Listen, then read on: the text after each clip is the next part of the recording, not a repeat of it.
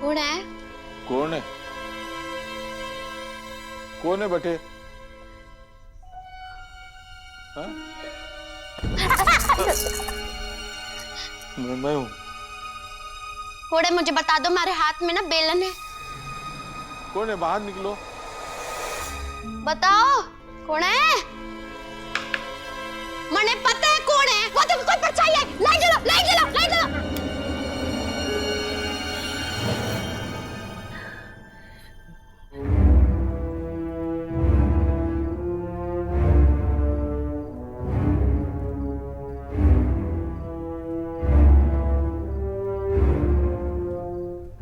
आप हमारे घर के हिस्से में क्या कर रही हैं भाभो?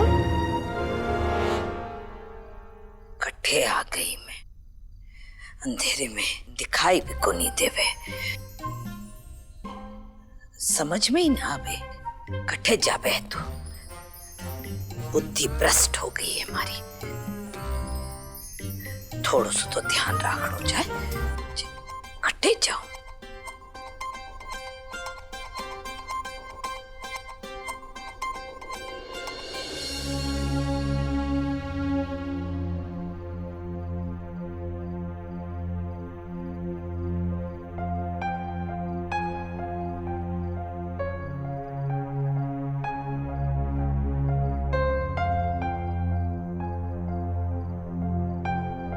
बाबा साहब ये क्या है? ये चोर की चोरी है बिंदनी। आंखें कमजोर है, लिखाई पढ़ाई को नहीं आवे, पर हमारे हर एक रुमाल पर अपने घर का फोन नंबर लिख के जरूर जावे, ताकि मैं कहीं भटक जाऊं, भूल जाऊं तो इस फोन के जरिए कोई मारे इस घर के पते तक पहुंचा देवे। और यही रखने के वास्ते ये बंटवारे की सीमा लांग कर आई थी संतोष।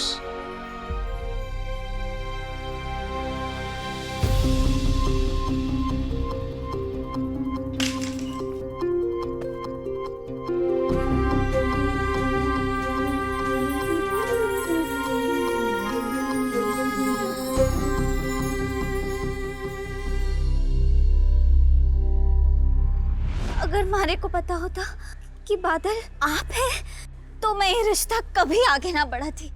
मारे को माफ कर दो। मैं बिजली मतलब रानी रुक जा।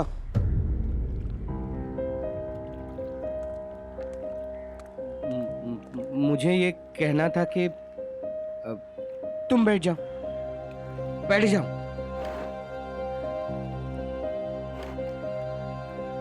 देखो रानी, ये सच है कि मैं अपनी बिजली से मिलने यहाँ आया था, पर मुझे कोई प्रॉब्लम नहीं है कि अगर मेरी बिजली मेरे ही घर नौकरानी का काम करती थी।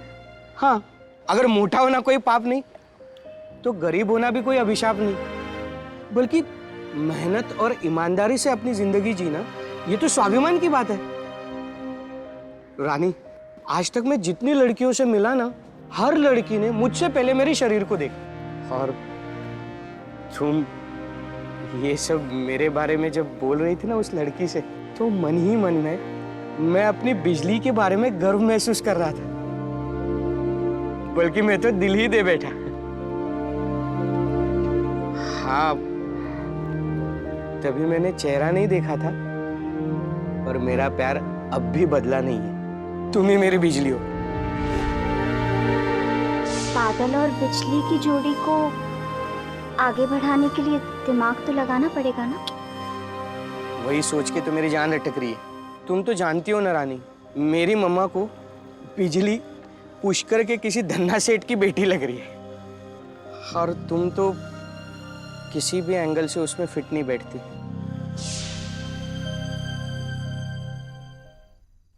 जे के है मीना बिंदनी? क्या कर रही है मीना बिंदनी? ये तो मेरी बैग है, ये कपड़े भी तुम्हारे ही हैं। वंश ने जो चश्मा नया दिलाया था वो कटे हैं, मैंने वो भी रखना है। पहले ये तो बता, तो मैंने भेज कटे रही है। ये हरा वाला इधर रख रही हूँ, पहन लेना। मीना बिंदनी, अरे क्या हुआ थारे को? और रात को दूध में मैं हल्दी डालती हूँ, वो भी डाल देना। अरे पर मारे को तो भेज कटे रही है, ये तो बता सही। वहीं जा रहे हो जहां आपको होना चाहिए। अपनी बीवी के पास, बाबू के पास। के?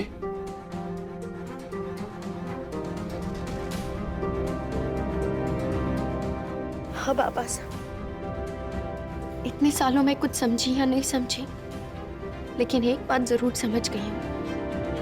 आप दोनों के मन के धागे ना ऐसे जुड़े हुए हैं जैसे कशीदे के धागे एक दूसरे में उलझे ना रहते, बिल्कुल वैसे।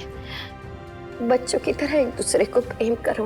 उम्र बदल गई, समय बदल गया, लेकिन आप दोनों का प्रेम वो नहीं बदला।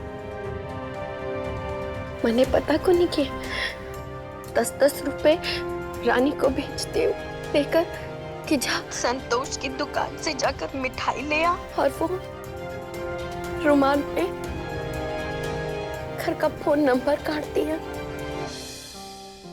अखबार के बहाने बार बार उन्हें देखने जाते हो।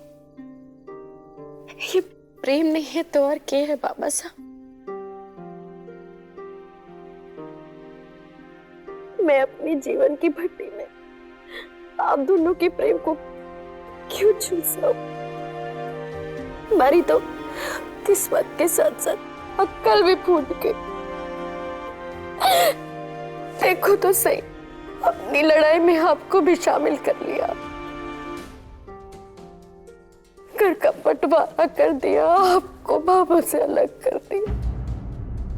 नहीं नहीं नहीं, आप जाओ। इतनी बड़ी को नहीं हुई मीना बिंदनी तू कि मारे पर हुक्म चला सके।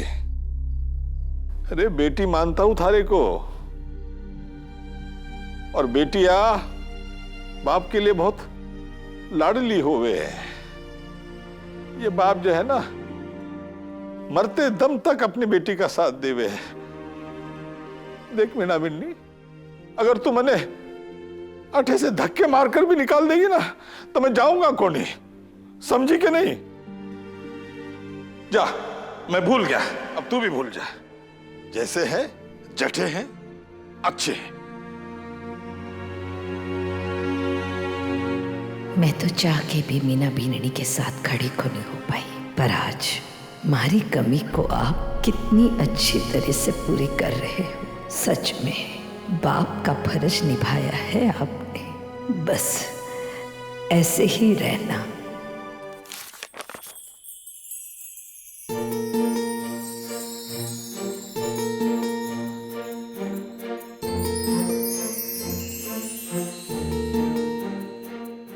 गोलू,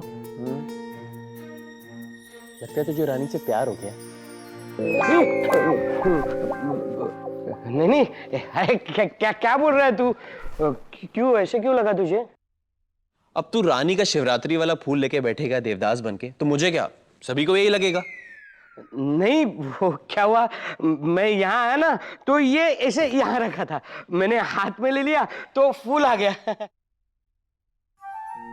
देख गोलू, एक आशिक की ना आंखें कभी झूठ नहीं बोलती, और तेरी आंखें बता रही है कि तुझे इश्क हो गया है।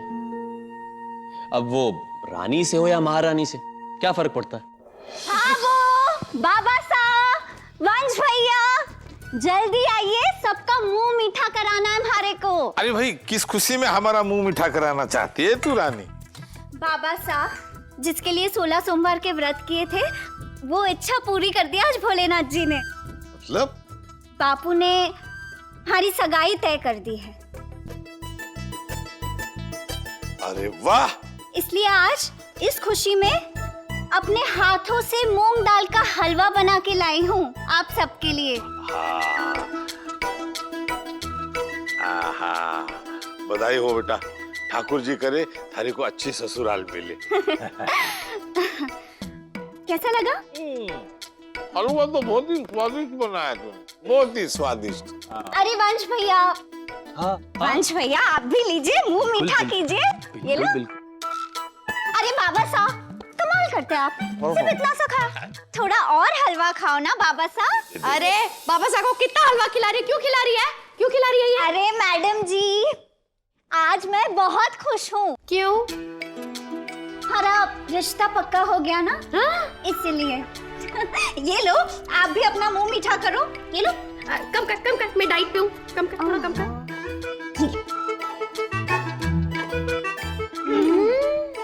तो बहुत बढ़िया है। मैंने अपने हाथों से बनाया है। हाँ, असली घी की खुशबू। गुड बेटा, स्वाद वाला हलवा है, चख ले फटाफट से। अब थारी बिजली के हाथ का हलवा कब मिलेगा, हम कब खाएंगे, पता ही नहीं। अभी तो इसी से खा, चलो ले खा ले फटाफट से। मुझे नहीं खाना है, आप खा लो मम्मा। आपके गोलू के मूड का पता को नहीं चले आजकल। भगवान ही जाने कब राजी हो जाए और कब नाराज। चुप कर, तने बड़ा पता है। खुशी में बावलों वाली बातें ना कर। अब जा, वो डाइनिंग टेबल देख कितनी गंदी पड़ी है, जा। गोलू बेटा, ऐसे मन छोटा नहीं करते। देख, बिजली ने थारी दी हुई साड़ी तो ना वापस करी ना? नहीं की ना? इसका मतलब है उसके मन में थारे लिए अभी भी जगह है, अभी भी प्यार है। क्या कार्ड है, क्या शादी का बढ़िया कार्ड है भैया, मजा आ गया देखकर। शादी का कार्ड इतना महंगा है तो शादी कैसी होगी? करोड़ों की शादी होगी, है ना? हाँ चाची, लाडनू की सबसे बड़ी और सबसे महंगी शादी है ये। अच्छा। और मैंने तो ये भी सुना है कि अजमेर के सबसे बड़े हलवाई को बुलाया है। 56 भोग की तैयारी है। अजमेर और लाडनू की सबसे बड़ी बड़ी होटल जो है ना, सब बुक किए हैं उनने। पर देखा आपने, इतने बड़े लोग हैं, रिश्ता निभाना नहीं भूले, खुद कार्ड देकर गए थे दुकान पे। अच्छा, बताओ, और शादी में जाने के इतने नखरे। तुम लोग मने कितना भी चने के झाड़ पर चढ़ाओ, सोने चांदी हाथी घोड़ों की बगियों में भी बारात जावेगी ना, तभी मैं ये शादी को नहीं आने वाला। अरे लेकिन बाबा साहब जरा सुनो तो। चाची, बाबा साहब को पता नहीं क्या हो गया।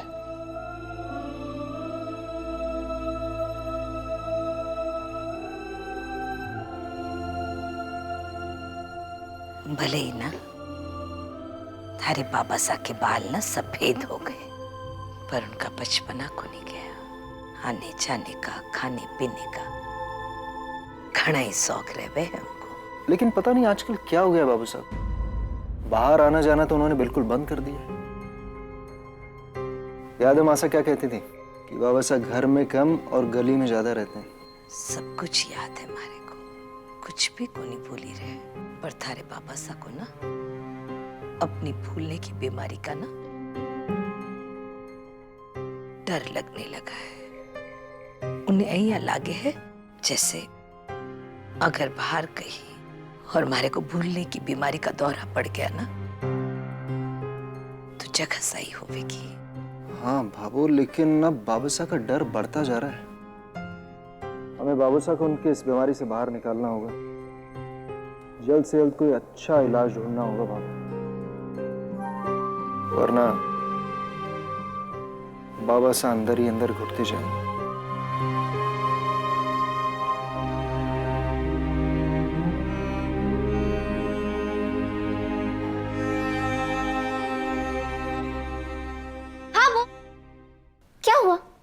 मूड खराब है? मूड खराब है तो ये हलवा खाओ, 2 मिनट में मूड ठीक हो जाएगा आपका। ये लो। अच्छा अच्छा, मूंग की दाल का हलवा बादल वास्ते बनाए हुए के? खाली बादल जो गरज के चले जावे उन पर आस रख के फायदा भाबो। असली बादल तो वो होवे जो निडर होके धरती पर बरस जाए और धरती को हरियाली का श्रृंगार करा दे। तू क्या बोल रही है? मारे ना कुछ भी पल्ले को नहीं पड़े। भाबो, हमारे कहने का मतलब है कि बाबा साहब के लिए परेशान होने की जरूरत को नहीं। बाबा साहब ने अपनी पूरी जिंदगी अपनी शर्तों पर जी है, चाहे कोई भी परिस्थिति हो, किसी के आगे अपने घुटने नहीं टेके, इसलिए आगे भी सब कुछ अच्छा ही होगा। और वो कहते हैं ना कि भगवान भी हमेशा उसकी मदद करता है जो सबसे पहले खुद अपनी मदद करने का दम रखते हैं। वरना कुछ लोग तो बरसाती मेंढक की तरह होते हैं भाभो। जब बारिश होती है तो टर टर टर करके बाहर आ जाते हैं, फुदक फुदक के। जैसे बारिश गई मेंढक भी गायब। तू क्या बोल रही है? मारे तो कुछ भी समझ में को नहीं आ रही हो। आप टेंशन मत लो, आप हलवा खाओ। ना ना, अब आर को नहीं। आओ।